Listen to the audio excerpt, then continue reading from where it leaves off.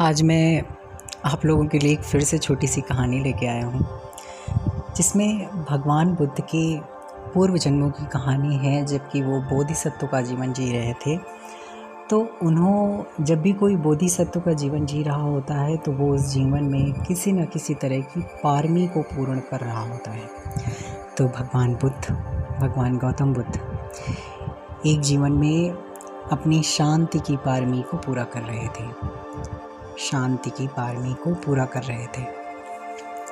उस समय वो एक वाराणसी नगर में ब्राह्मण कुल में उनका जन्म हुआ था और उनके घर पे 6 लोग थे। 6 लोगों में से एक ब्राह्मण की पत्नी और एक पुत्री और एक पुत्र, और पुत्र की शादी हो चुकी थी, तो पुत्र वधू, यानी कुल मिलाकर के उनके घर में 6 लोग थे। तो एक बार रोज की तरह ब्राह्मण और उनका युवा पुत्र दोनों खेत पर अपने काम कर रहे थे। तो वहाँ पर उनका बेटा जो है कुछ कूड़े करकट को उठा करके खेत की सफाई करके उस साइड पे ले जा करके उसे जलाने के लिए प्रयासरत था। तो उसी समय उसी कूड़े करकट में एक सांप छिपा हुआ था, नागराज छिपे हुए थे। वो नागराज जो है बाहर आया और उस ब्राह्मण के पुत्र को उसने डस लिया। थोड़ी देर में यूं हुआ कि वो पुत्र उसी जगह पर गिर गया और उसकी मृत्यु हो गई। बोधिसत्व ब्राह्मण ने उधर देखा वहाँ से दूर से कि उसका पुत्र जो है ज़मीन पर गिर पड़ा है। तो वो उसके पास जाता है और जा करके देखता है, अरे पुत्र तो मर गया।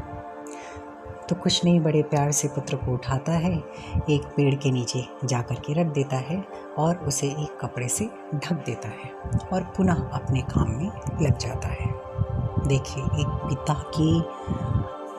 के अंदर प्यार नहीं था, प्यार था, लेकिन उस पुत्र के लिए उस पिता के मन में आसक्ति नहीं थी, क्योंकि वो जो ब्राह्मण था वो समझता था इस शरीर की सच्चाई, कितना अनित्य धर्मा ये शरीर है। उस ब्राह्मण ने बहुत अच्छे से मरणानुसक्ति का अभ्यास किया था। मरणानुसक्ति एक तरह की साधना होती है जो कि 40 समद भावनाओं में भगवान के द्वारा बताई गई हुई में से एक साधना है मरणानुसक्ति, जिसमें व्यक्ति मरने को लेकर के स्मरण करता है। तो जैसे जैसे ये साधना में प्रबल होता जाता है व्यक्ति, उसी प्रकार वो जो है किसी की मृत्यु वियोग से वो अपने आप को विक्षोभ नहीं करता है, किसी भी तरह से अपने आप को शांतिमय रहता है। उस समय उस स्थिति में भी वो अपने आप को शांत रख पाता है।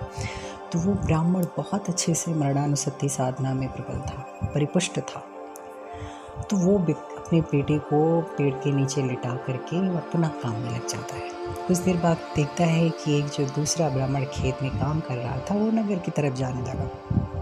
तो ब्राह्मण कहता है दूसरे किसान से कि आप नगर की तरफ जा रहे हैं, मेरे घर पे ये बोल दीजिएगा कि जो मेरी दासी है वो जो रोज़ मुझे 2 लोगों का खाना लेकर आती है, तो आज वो सिर्फ 1 लोगों का खाना लेकर आए और अकेली नहीं आए। यहाँ पर घर के सारे सदस्य साफ स्वच्छ कपड़े पहनकर और कुछ पुष्प लेकर के यहाँ पर आए। ये सूचना जो है वो किसान ब्राह्मण के घर में पहुँचा देता है। तो जो ब्राह्मण की पत्नी होती है, पत्नी को समझ आ जाती है बात कि क्या हुआ। इसके बाद में उसकी ब्राह्मण की पत्नी और उसका पुत्रवधू और उसकी बहन और दासी, ये जो है चारों लोग खेतों की तरफ जाते हैं, साफ स्वच्छ कपड़े पहन करके और हाथों में पुष्प लेकर के खेतों की तरफ जाते हैं।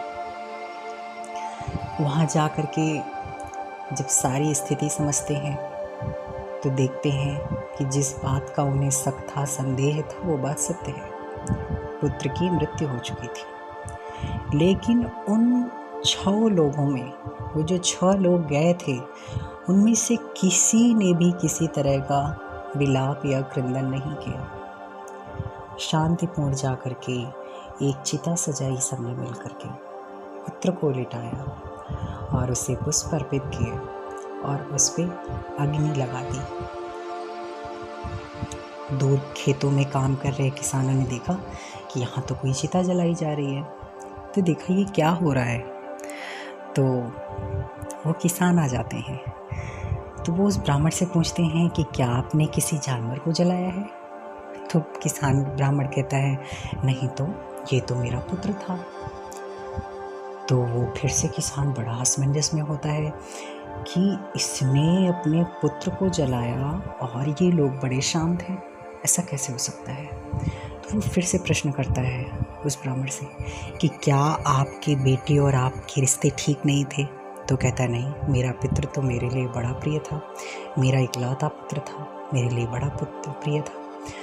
तो वो किसान सोचता है कि शायद ब्राह्मण थोड़ा सा स्वभाव से व्यक्त ना कर पाता हो भावनाओं को, तो हो सकता है ब्राह्मणी इस तरह की हो। तो वो जाके ब्राह्मणी से पूछता है कि हो सकता है शायद ये मुझे कुछ बताए, क्योंकि इसने 9 महीने अपने बेटे को अपनी कोख में रखा है, तो हो सकता है उसके पास ममता ज़्यादा हो।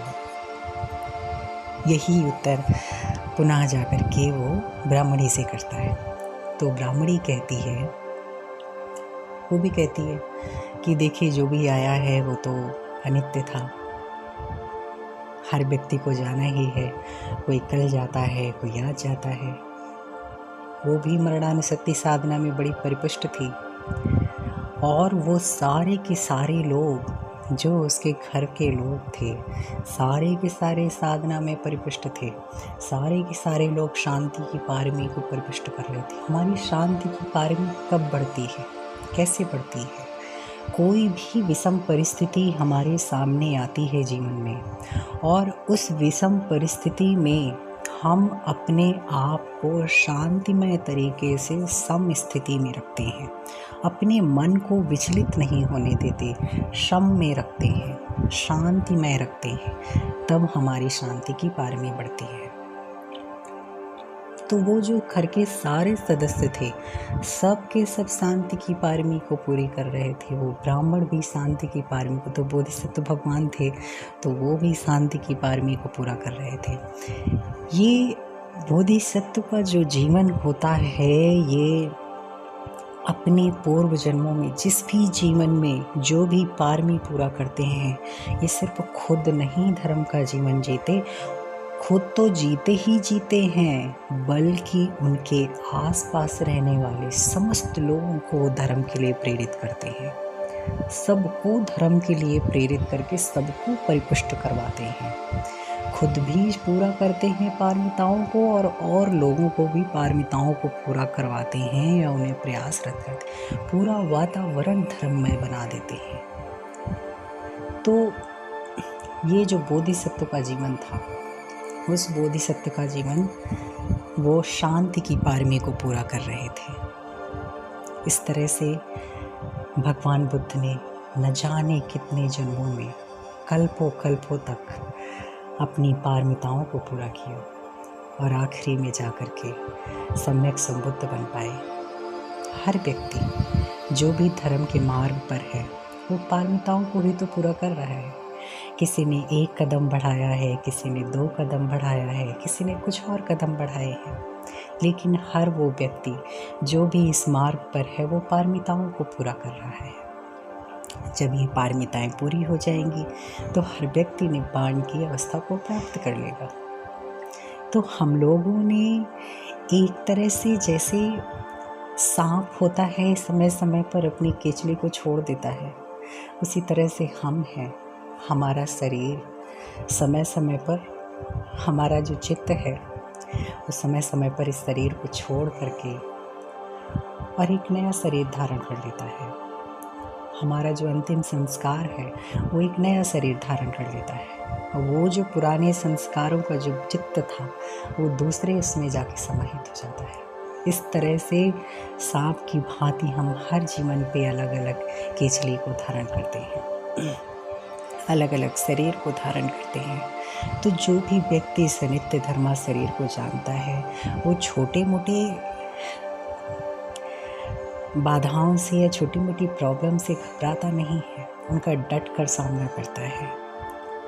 तो अगर हमारे जीवन में भी इस तरह की कोई समस्या आती है, तो हमें भी उस स्थिति में अपने आप को सम बना करके शांति की पारमी को पूरा करना है। और इस भवसागर से पार होना है। आप लोगों को मैं किसी और दिन फिर पारमिताओं के बारे में बहुत अच्छे से एक्सप्लेन करूँगा। अभी आज के लिए इतना काफ़ी है शायद। धन्यवाद आप सभी लोगों का मेरा सहयोग देने के लिए और मुझे इतना सारा प्यार देने के लिए। सभी का मंगल हो, आप सभी लोग निर्वाण की अवस्था को प्राप्त करें, सबका खूब मंगल हो, आप लोग खूब धर्म में पकें, खूब धर्म में बढ़ें।